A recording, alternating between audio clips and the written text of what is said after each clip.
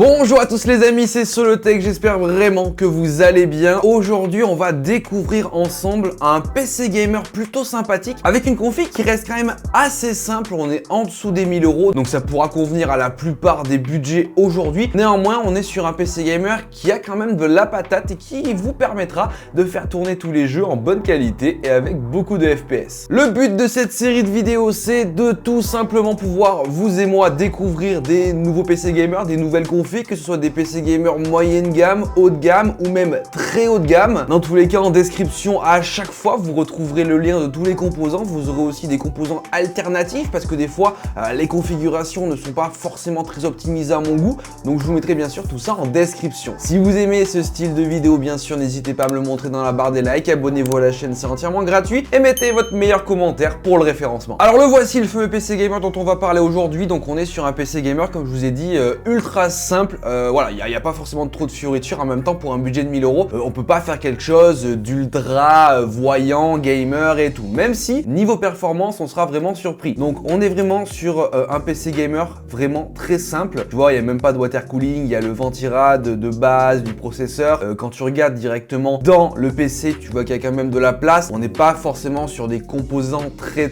haut de gamme. Néanmoins, on a une configuration assez intéressante. Et ça, c'est plutôt pas mal parce que pour 1000 €, franchement, c'est plutôt sympathique. Alors, on démarre tout de suite avec le processeur de cette config gamer là. Donc, on sera sur un processeur de chez Intel. Ça sera l'Intel Core i5 12400F avec bien sûr le ventirad à l'intérieur qui est fourni dans le bundle. Et c'est le ventirad qu'on a du coup utilisé pour ce PC gamer là. Voilà, processeur Intel de 12e génération, encore d'actualité. Un processeur qui pourra monter jusqu'à 4,4 GHz. Donc, c'est plutôt pas mal au niveau de sa fréquence. Et en termes de prix, on est sur quelque chose d'assez peu cher au final parce que on est en moyenne, donc là actuellement à 155 €, mais globalement on est autour des 200 €, donc ce qui reste pas trop cher pour un processeur qui a quand même de bonnes fréquences et qui est plutôt puissant. Au niveau maintenant de la carte mère, donc là, bon, on est sur une carte mère, je dirais pas bas de gamme, mais elle est pas non plus dans le haut du panier. C'est une carte mère de chez ASRock assez simple, hein, tu vois, c'est la B660M HDV, donc une carte mère DDR4, d'accord, on sera sur une config DDR4. Voilà, hein, on est sur une carte mère vraiment très simple, il y a seulement 2 slots RAM, on n'a qu'un port PCI Express, on a, bon, certes 2 slots NVMe, mais à part ça, au niveau prix, ça reste assez attractif, hein, parce que là, on est à 113 €. Donc forcément, c'est pas une carte mère qui fait partie du haut du panier, mais pour le coup, bon, à l'arrière, on a quelques USB, on en a pas énormément, on a quand même un type C, donc ça, c'est plutôt pas mal. On n'est pas trop lésé à ce niveau-là, mais en même temps, elle coûte pas très cher et pour une config à 1000 €, ça sera amplement suffisant. Maintenant, les amis, au niveau de la RAM, comme vous avez pu le voir par exemple sur cette photo-là, on est sur des barrettes de RAM RGB. Comme je t'ai dit, on a seulement 2 slots RAM sur la carte mère, donc c'est ça un peu qui va brider la config dans le futur. Néanmoins, on est sur de la RAM plutôt cool. Donc, c'est une marque qui n'est pas très connue en France, mais bon, c'est une marque qui est beaucoup achetée et utilisée à l'étranger et surtout aux États-Unis. Donc, on est sur la marque Team Group, donc c'est les Delta RGB, 2 fois 8 Go, bien sûr DDR4 à 3200 MHz. Donc là, on est sur un modèle RGB plutôt sympathique, hein, il est pas trop mal, on va pas se le cacher que voilà, hein, il y a quand même du style au niveau de cette barrette de RAM là. Et au niveau tarif, ça reste assez correct parce que là, on est à 75 € au final pour du 16 Go 3200 MHz. Donc c'est des barrettes de RAM classiques, on pourrait trouver la même chose chez Corsair, hein, le classique Vengeance avec 16 Go de RAM, 3200. Mais là, du coup, on a un petit module RGB, comme je t'ai dit, c'est une marque qui est très connue aux États-Unis, donc c'est de la qualité. Au niveau stockage, vous avez pu le voir sur les photos, il est juste ici. Bon, là, on a 2 emplacements M2 sur la carte mère, comme vous avez pu le voir. Là, pour le coup, il y en a un qui est utilisé, c'est pareil, la même marque que la RAM, c'est toujours de la marque Team Group. Donc là, c'est un SSD NVMe MP44L de 1 Tera, un M2 Gen 4. C'est un M2 qui a quand même de belles fréquences MO secondes, hein, 5000 et 3700, donc ça reste très bien. Au niveau tarif, c'est le même prix que la RAM, RAM, 75 € pour un M2 Gen 4 1 Tera. Bon, bien sûr, peut-être qu'on a des marques un peu plus connues en France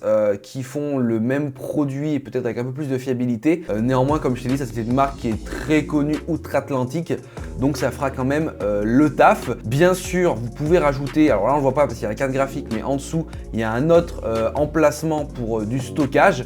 Là, pour le coup, ils ont mis seulement 1 Tera sur la config. Maintenant, au niveau de la carte graphique, on est sur une carte graphique de chez AMD, on est sur une Radeon, donc de la marque XFX. On est sur une, comme je t'ai dit, Radeon RX 7600. Donc c'est une carte graphique avec 8 Go de VRAM de chez AMD, la 7600. Donc au niveau tarif, elle est aux alentours des 400-450 € suivant les vendeurs. On aura quand même de belles performances. Bien sûr, je vous montrerai les potentiels FPS juste après. Donc on est sur une carte graphique double fan. Voilà, marque XFX, une marque quand même qui reste connue, qui fait pas non plus partie du top des fabricants de cartes graphiques. Néanmoins, ça reste une marque connue. Et là, une RX 7600 qui rentre quand même pas mal dans le boîtier. Alors, le boîtier, c'est un boîtier que je vous montrerai après, mais c'est pas un boîtier grand tour, hein, c'est un boîtier petite tour.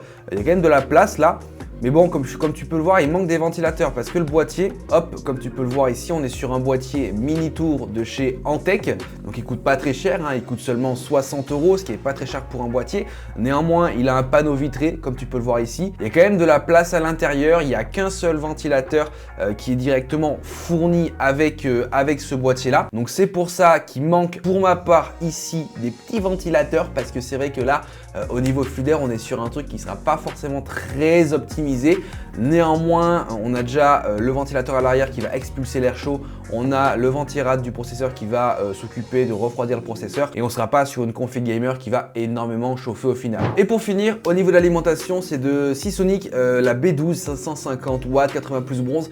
C'est pas une marque qu'on utilise beaucoup en Europe. Et je t'avoue que c'est pas une marque que je conseille énormément. Mais je t'avoue que c'est beaucoup utilisé aux États-Unis. J'ai retrouvé beaucoup de configs aux États-Unis avec cette marque là, donc pourquoi pas. Elle est pas très chère, hein, 67 €, 550 watts, ça sera suffisant pour la config, même pour l'évolution que je veux faire après sur ce PC là.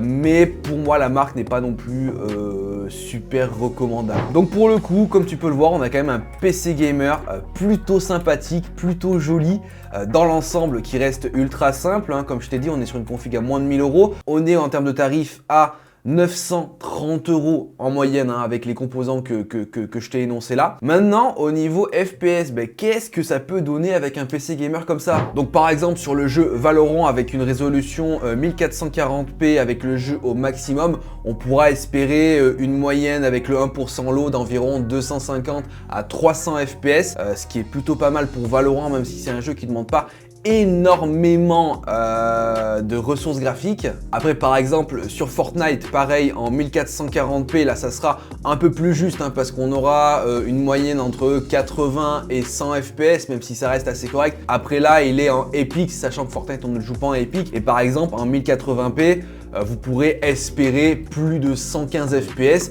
donc ce qui est plutôt intéressant pour une config à moins de 1000 €. Après par exemple du coup sur Warzone en extrême, donc en 1080p, vous pourrez espérer plus de 60 FPS. Par contre, vous ne pourrez pas, je pense, jouer en 1440p. Vous pourrez, même si vous aurez peut-être des baisses de FPS et pas forcément la meilleure qualité possible. Après, si on prend un dernier jeu, par exemple GTA 5 en ultra, là pareil, on sera à l'aise au-dessus des 100 FPS, donc ça reste vraiment très correct.